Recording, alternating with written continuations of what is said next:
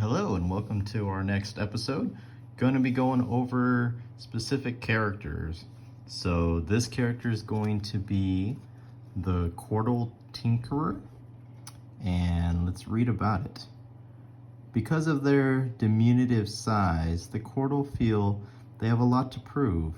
From an early age, they are encouraged to study as much as possible about many different subjects. Though there are expert Quartals in any field, they seem to have a particular affinity to engineering and machinery. Their long, delicate fingers allow them to build all manner of intricate contraptions to make life easier and augment their inferior physical strength. Though they are not numerous, Quartals can easily integrate themselves into any society due to their expertise in critical fields and their charming, graceful demeanor.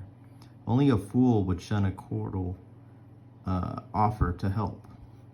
The Tinkerer is a fairly common class of Quartal to be found in a large city. They are experts in crafting all manner of gadgets and elixirs, and they typically make a living selling them to those wishing to indulge in the convenience these creations offer. There are more adventurous tinkerers, however, who travel beyond the city walls using all the tools at their disposal to brave the wilds in attempts to uncover ancient curiosities that may give insight into their research. All right, so let's go over the abilities of this one. These are the level 1 abilities.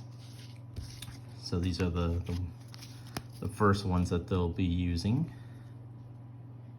So the first one is a Toxic Bolt, and you can see it's an attack of 2, range of 3, so 3 hexagons, and it inflicts poison on the enemy that it attacks. It also brings in the earth element into the battlefield.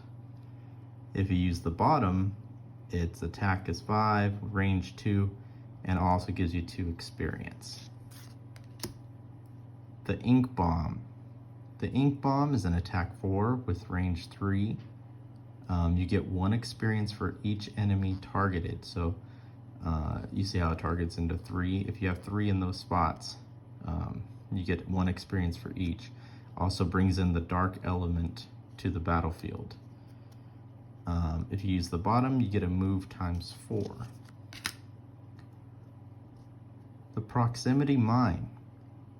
Create a 1/6 damage trap in an adjacent empty hex. Gain 2 experience when the trap is sprung by an enemy. So place in a trap on the field of play. Use the bottom, move times 4. Harmless Contraption.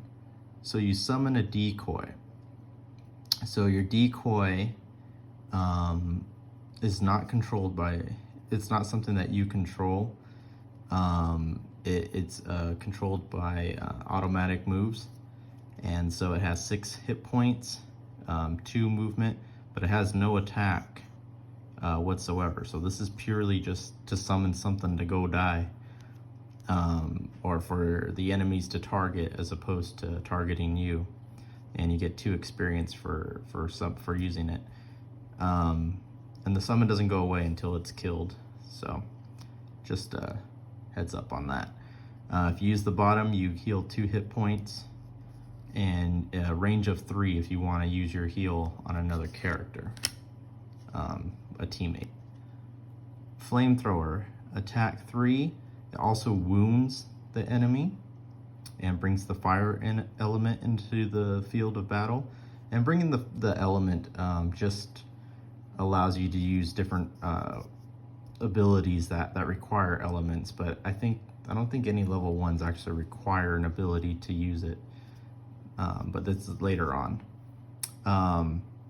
You get 2 experience. So if you look at this, the gray spot is where your character is, and you can target any 3 along this way, or if they were on this side or whatnot, but that's the 3 you would target. If you use the bottom, you get an additional shield point, and it affects yourself and any allies that are right next to you. So not this one, but it would be like that, any allies. Okay, the hook gun, attack 2, range 3, pull 2, which means if you attack an enemy after the attack has taken place, if they're still alive, they move 2 spaces closer to you. It pulls the enemy towards you. So that's what that means. Loot, 2 spaces. Any enemy that is defeated will drop a coin that is worth money. And this means you can pick up that money that's 2 spaces away from you. So you can kind of like pull it towards you. It's important to have that. A lot of loots are just 1 space, but that's 2, so you can quickly grab the money. And you don't grab just the coin that's 2 spaces away, you grab any coins within that. And you also get 1 experience point if you use that. The net shooter, attack 3, range 3, causes immobilize, and you gain 1 experience for each enemy that's within the 3. If you use the bottom, it's an immobilize, and it targets target 1 enemy, or you can move twice, or you move twice with it. So you immobilize an enemy and you get to move twice.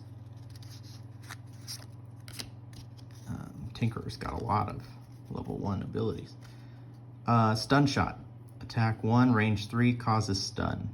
Use the bottom, you get to move 4. Probably gonna use that one to move a lot. Reinvigorating elixir, heal 3, range 3. So probably gonna be using that one to heal yourself. Or if you use the bottom, 1 adjacent ally, so someone right next to you, may recover their movement in and all their discarded cards.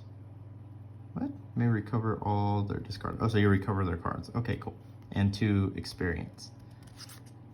If you haven't noticed yet, well, I'll say this after. All right. Restorative Mist, heal 3, range 3, or move 2, heal 1 to all allies that are next to you.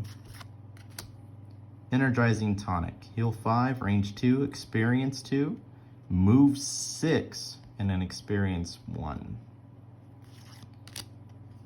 Enhancement Field, attack 3, range 3.